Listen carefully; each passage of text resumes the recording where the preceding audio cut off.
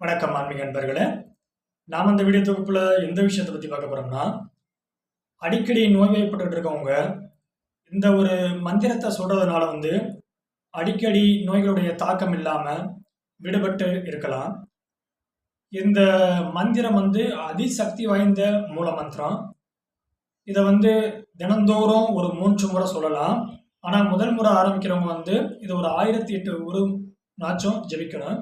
அதன் பிறகு தினமும் ஒன்று காலையில ஒரு 3 முறை இந்த மந்திரத்தை சொன்னாலே போதுமானது. எந்த ஒரு நோயோட தாக்கத்துல இருந்து நம்மளை பாதுகாத்துக் கொள்ளலாம்.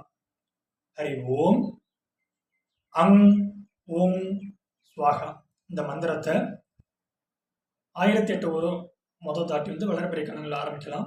அப்புறம் தினந்தோறும் அப்படி சொல்றதுனால எந்த ஒரு நோய் கிருமி தாக்கத்துல இருந்து நம்மளை பாதுகாத்துக் கொள்ளலாம். இந்த வீடியோ பிடிச்சிருந்தா லைக் பண்ணுங்க, ஷேர் பண்ணுங்க, சப்ஸ்கிரைப் பண்ணுங்க.